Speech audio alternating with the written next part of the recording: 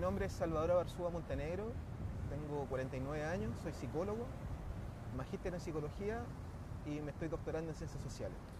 Tú tienes una especialización en todo este mundo que nosotros estamos viendo en este reportaje, ¿cierto? Sí, bueno, mira, yo vengo trabajando en salud mental desde que salí de la universidad, pasando por también trabajando en contextos escolares, temas de violencia y sobre todo adicciones, ¿no? Pasé por el Hogar de Cristo también, ¿no? Y en ese proceso llegué a la selva, ¿no? En donde empecé a trabajar y a profundizar el trabajo sobre adicciones desde una perspectiva, podríamos llamarlo intercultural. Intercultural, sí. Lo primero que te quiero preguntar es por el tema de estos rituales. ¿Por qué se hacen estos rituales? ¿Por qué la gente quiere hacerse estos rituales? Bueno, desde mi perspectiva como psicólogo y con toda la experiencia que tengo en psicoterapia y en acompañamiento a personas que están pasándolo mal, lo que yo veo es que hay como distintos tipos de casos, ¿no? Por una parte están los casos típicos que tienen que ver con una crisis existencial, con una vida que pierde sentido, que le cuesta adaptarse a los contextos que estamos viviendo, que pueden ser producto de un duelo, una ruptura amorosa, la pérdida de un trabajo, y distintas temáticas que llevan a la persona a buscar orientación, ¿ya?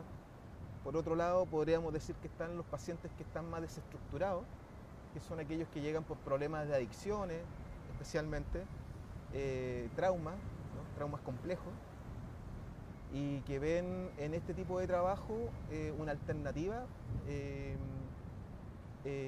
frente a las dolencias que están viviendo. La mayoría de ellos no tuvieron éxito en la medicina convencional. La gran mayoría de las personas llega después de haber pasado por muchos tratamientos médicos con fármacos y que no le han resultado o que incluso han incrementado su nivel de malestar. ¿Qué significa purga? La purga, en el sentido andino y amazónico, y también en el mundo mapuche también se usan las purgas, ¿no? En el mundo aymara, en general en todos los pueblos indígenas, incluso en la Ayurveda, ¿ya? Es un proceso de desintoxicación físico, psicológico y espiritual. ¿Cómo se entiende eso? Se entiende en el sentido de que muchas veces las personas están en un proceso, están como trancados, ¿no? Como que no avanzan ni para atrás ni para adelante, ¿no? Y no saben cómo salir de ese estado, ¿no? Y la purga lo que hace es como desbloquear, ¿no? Desbloquear ese estado de la persona y le permite visualizar posibles alternativas. En este caso en específico estamos hablando de esta purga de tabaco. ¿Sí? ¿Cómo es la purga de tabaco? ¿Cómo se hace? La purga de tabaco se hace con tabaco amazónico, en general la que se utiliza, la que yo conozco, ¿ya? Pero entiendo que en otros pueblos también utilizan tabaco de acá, porque el tabaco está en toda América Latina, ¿no? Es una planta tradicional que se usa inmemorialmente. El uso industrial del tabaco es una cuestión moderna, contemporánea, en los cigarrillos, pero el uso médico del tabaco no hay mucha información de cuándo surge y cómo surge, ¿no? Ahí hay algo bien bonito al respecto, ¿no? Y que tiene que ver con esta relación que tienen los pueblos originarios con los territorios y con las plantas, ¿no? Cómo ellos dan con las plantas tiene que ver con una cuestión netamente espiritual. Ahora, la purga de tabaco es una purga que tiene ciertas características. Por ejemplo, yo la he tomado varias veces y te deja un estado meditativo de contemplación, como que uno toma distancia de sí mismo sin disociarse, ¿no? En un estado psicótico, ¿no? Sino que uno es como muy parecido a la meditación, que te deja en un estado de silencio y de calma. Entonces cuando uno está en un estado de silencio y de calma y la angustia, la desesperación, la ansiedad desaparece, uno puede ver los temas que le están afectando con un mayor grado de objetividad. Es una especie de brebaje, ¿cierto? Es un té. Es un té. Es un té, se prepara, el tabaco se cuece, insisto, no es un tabaco cualquiera, ¿no? Se llama nicotina rústica, de hecho, ¿no? No es una planta transgénica ni de uso industrial, que se cultiva para tales efectos y que se cuece durante un tiempo determinado, y eso, la densidad del tabaco se utiliza en función de cada paciente. O sea, no a todos los pacientes se les da la misma cantidad de tabaco porque depende mucho de la condición física, de los temas a trabajar. De hecho, también se puede usar como baño, ¿ya? O incluso como un té de tiempo en dosis muy pequeñitas. Entonces la purga es uno de los usos, pero en general también hay otras formas de usar el tabaco. Se toma, se ingiere este brebaje, este té. Sí. ¿Y qué pasa después? ¿Cuáles son las etapas que vienen? Bueno, en general, en mi experiencia, lo que se hace es primero es que chequear al paciente, o sea, no que uno le da tabaco a cualquier persona, porque primero hay que ver su condición de salud física. Hay contraindicaciones con patologías, ¿no? Y con enfermedades y también con condiciones físicas. Si la persona está muy débil, no se puede usar el tabaco, ¿no? Porque igual es una planta fuerte, ¿ya? Una planta que te sacude, ¿no? Te hace vomitar. Y el vómito es abundante. O sea, uno toma tabaco, por ejemplo, 1 litro de tabaco y después mucha agua tibia, ¿no? Y eso sale como vómito. Y el vómito lo que arrastra no es solamente la sustancia en sí, sino que arrastra también una serie de malestares que son físicos, psíquicos y espirituales. ¿Cómo el tabaco llega a hacer eso? ¿Cómo el tabaco llega a hacer eso? Bueno, por una parte por la composición bioquímica, la nicotina en sí misma es tóxica, ¿no? Entonces el cuerpo frente a cualquier toxina lo expulsa. Pasa lo mismo, por ejemplo, con una borrachera de alcohol. Una persona si toma mucho alcohol, en un momento determinado el cuerpo se satura y lo vomita, ¿ya? O con un alimento, ¿ya? Entonces lo que hace la nicotina en el fondo es que satura el cuerpo, y sobre todo porque como se toma mucha agua, como que la caja se te llena y solo empieza a eliminar. Más allá de lo físico, en lo espiritual. En lo espiritual, el tabaco podríamos decir que es el padre de las plantas. ¿Por qué? Porque es como... Muchas veces las plantas se manifiestan, ¿no? Como una entidad espiritual, ¿ya? Y muchas personas que han tomado tabaco lo han visto y lo describen como una persona adulta, como un viejito, ¿no? Como un sabio que les puede enseñar y les puede mostrar cosas que la persona no conoce de sí misma, ¿ya? Insisto, no son alucinaciones. Muchas veces el tabaco se puede manifestar en el sueño. Después que purgaste te vas a descansar, dormir, y ahí se puede manifestar, o muchas veces lo que hace es como que le da un espacio a ese lenguaje interior que es la conciencia. Entonces como que uno puede conversar consigo mismo, y en esa conversación uno ser un poco menos severo, ¿no? Porque en general la gente es muy severa consigo misma, ¿no? La posición del vómito, que es con la cara, la boca hacia abajo, claro, también dice, ¿no? Claro, porque o sea, la purga en general, y esto es interesante porque en el mundo andino, amazónico, en el mundo mapuche, el mundo no está hecho solamente por esto, ¿no? Podríamos decir que la tierra del medio, ¿no? La tierra que habitamos, el mundo que habitamos. También hay una dimensión, el Abuenu Mapu, dice los Peñinó, el mundo de arriba, y también hay un mundo de abajo. Ese mundo de abajo en la perspectiva cristiana le llaman el purgatorio. Entonces la purga tiene que ver con sacar esas malas energías, con sacar los malos pensamientos, los malos hábitos y mandarlos al inframundo, entre comillas, ¿no? Por eso se llama purga y se purga hacia abajo, ¿no? En general uno toma la purga, el tabaco, y tiene un balde y en ese balde vas depositando los fluidos que van saliendo. ¿Y después qué se hace con esos fluidos? Se eliminan, pues hay que botarlos.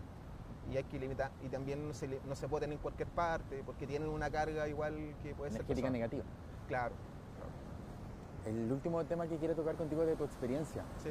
Porque tú has ido sí. hacia el Amazonas, sí, yo viví específicamente en Perú. Sí. ¿Cuál fue tu experiencia allá? Fue un aprendizaje gigante. Yo en ese tiempo trabajaba en el Hogar de Cristo, Fundación Paréntesis, bajo los modelos convencionales, los modelos Senda, ¿ya? Y veía con mucha frustración que los modelos no funcionaban, que la tasa de curación, por ejemplo, era baja.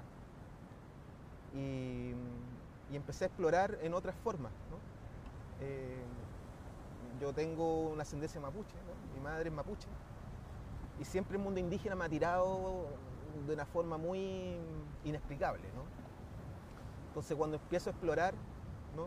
En mi propia vida, ¿no? Aparece la posibilidad de irme a trabajar a un centro que está en la Amazonía peruana, que se llama Taquihuasi, que es un centro de adicción en salud mental, que tiene más de 30 años de experiencia, que es dirigida por un médico curandero, y en donde conocí esta dimensión mágica de las plantas, un mundo mágico de las plantas, ¿no? Y allá llegaban pacientes de todo el mundo. Yo era psicólogo, fui coordinador terapéutico del equipo de allá, y tuve la posibilidad de trabajar con pacientes de distintas características, gente pobre, gente adinerada, gente con mucha cultura, ¿no? Con mucha formación, doctores, ¿no? en antropología, en química, ¿no? Y también un campesino. Y lo que hace, la magia que tienen las plantas es que como que te nivelan, ¿no? O sea, como que eliminan esa simetría que el sistema de vida nos impone, ¿no? Porque las plantas son gratis. Y las plantas son gratis porque crecen como cualquier planta, pero también porque las plantas te enseñan la humildad. Te enseñan a relativizar también tu conocimiento y a entender de que hay cuestiones que son más misteriosas y más complejas que las que uno puede aprender en la universidad o por medio incluso de una investigación científica. Salvador, ¿cómo uno puede allá, entre comillas, certificarse? ¿Uno qué es lo que aprende? ¿Se hace curandero allá? ¿Hay distintos rangos? ¿Cómo se puede hacer para ir y después volver a cada uno de sus países y poder practicar estos rituales, poder enseñar a hacerlo? Bueno, ahí es un tema bien complejo de explicar, pero voy a tratar de simplificarlo. Uno podría ver de que hay 3 tipos de curanderos, ¿ya? Están los curanderos, entre comillas, elegidos por Dios, ¿ya? Por ejemplo, un machi es elegido por Dios. El machi nace machi, no elige ser machi. De hecho, el machi, si no es machi, se puede morir, ¿ya? Porque hay un mandato espiritual que lo obliga a él a asumir un rol y un costo. El costo del curandero es gigante, carga con un peso existencial muy grande, ¿ya? Entonces podríamos decir de que es una dimensión, es una categoría de curandero, ¿ya? Hay otra categoría de curandero que es el que llega por la enfermedad. Personas que llegan enfermas, por ejemplo,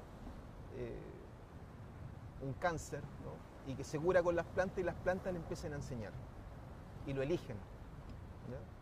No son todas las personas, son casos excepcionales, ¿ya? Que son elegidos por las plantas, ¿no? Y hay una tercera categoría que podríamos decir que es la persona que fue envenenada, ¿no? Eso que en el mundo tradicional le llaman el daño o la brujería, ¿no? Que te dan un alimento que tiene una carga negativa, que tiene, por así decirlo, una programación que busca hacerle daño a quien se lo estoy dando. Y ahí hay una especie de líder ¿quién es él que enseña a ser curandero a la gente? Claro, o sea, hay un curandero que es el que está curando a las personas, ¿no? Y cuando las plantas lo eligen, en ese caso, el curandero también se da cuenta de eso, porque las plantas también se lo comunican a él, ¿no? Y él toma la decisión de enseñarle o no a esa persona. Y esos procesos son súper largos. Es como ser un doctorado, ¿no? Una especialización médica, una formación que toma años y que no termina. Y en tu caso, por ejemplo, ¿cómo fue? Bueno, yo no soy curandero, aclaro inmediatamente, ¿no? Yo soy psicólogo, trabajo con plantas. Soy psicólogo y ayudo a la gente a integrar el mundo simbólico de las plantas, a entender qué es lo que se está manifestando, con qué tiene que ver. Si es una creación del ego, podría así decirlo, una creación mental, o es realmente algo que tiene que ver con estas dimensiones más espirituales. Pero si bien no eres curandero, alcanzaste mucha sabiduría yendo a este lugar. Es que yo vivía allá, tuve casi 5 años viviendo allá. Y en ese proceso de trabajar con los pacientes uno también toma plantas, porque yo no puedo curar o ayudar a curar a alguien si no sé lo que está viviendo. Entonces nosotros tomamos planta con los pacientes como un paciente más. Y el que dirigía la ceremonia era el curandero, en este caso Jacques Mavit, por ejemplo, o la doctora Rosa Giove, u otros curanderos que llegaban de otras partes de la Amazonía colombiana, etc., ¿no? Entonces, ese es un paso. El primer paso es la purga, el segundo paso son las tomas de ayahuasca, ¿no? O de enteógenos psicodélicos, entre comillas, ¿no? Y el tercer paso son las dietas de aislamiento. Y es ahí donde las plantas se manifiestan con mayor intensidad y te empiezan a enseñar. Primero te curáis. Primero es curarse, uno se cura. ¿no? Primero es como un viaje hacia adentro. Una vez que uno recorre ese viaje hacia adentro, recién empieza a conocer otras dimensiones del conocimiento de las plantas. Por eso son procesos muy largos y son procesos bien duros. Y de años de ir hacia Perú. Claro. Hay que ir regularmente. Por lo menos una vez al año o cada 2 años, dependiendo de las condiciones existenciales de cada uno. Con esta pregunta cierro. Es más que nada una evaluación de este tipo de rituales, de terapias acá en Chile. ¿Tú crees que falta regulación? ¿Cómo se puede hacer para poder validar este tipo de tratamiento? Porque hay mucha gente que no cree. Sí, o sea, nosotros tenemos ahí un problema que es existencial de la cultura chilena. El mundo chileno es un mundo mestizo, que tiende a negar su condición indígena. Lo indígena siempre es visto como algo retrógrado, como algo primitivo, ¿no? Es invalidado de distintas formas, ¿no? Y en esa invalidación hay una invalidación de nosotros mismos, porque nosotros somos mestizos, la mayoría. Ahora, más allá de ese mestizaje, las plantas han estado siempre y siguen estando. Hay muchas comunidades, por ejemplo, acá en el norte, por ejemplo, nosotros estamos acá en Concón, ¿no? En el norte chico y en el norte grande, por ejemplo, el trabajo con el San Pedro es un trabajo que está hace muchos años. No hay vestigios arqueológicos, por ejemplo, y que se ha encontrado San Pedro, por ejemplo, y otras plantas psicoactivas en momias y en ¿cómo se llama? Y en comunidades muy antiguas, ¿no? Y eso no ha desaparecido. O sea, por ejemplo, acá en Puchuncaví, por ejemplo, hay bailes, ¿no? Como el baile de los chinos, que usan las flautas, ¿no? Y que por medio de la hiperventilación van generando estados modificados de conciencia. Entonces, la ritualidad, en el fondo, siempre está presente. Se va escondiendo, se va matizando, se va transformando, pero la base existencial es la misma. Y que tiene que ver con la búsqueda del sentido de la vida. ¿Para qué estamos acá? ¿A qué venimos? ¿Quiénes somos? ¿No? ¿Cuáles son nuestras problemáticas? ¿No? Estamos en un mundo que está en una crisis existencial tremenda. Y esa crisis existencial se manifiesta en la salud mental de las personas, en este vacío espiritual, en esta falta de sentido, de no saber hacia dónde ir, qué hacer, cómo vivir. ¿No? Entonces esa continua contradicción se manifiesta cotidianamente en todos. ¿Ya? Y las plantas son una oportunidad para poder entender esa contradicción. A lo mejor no la vaya a resolver completamente, pero por lo menos podéis generar un mayor nivel de ecuanimidad, ¿no? de equilibrio.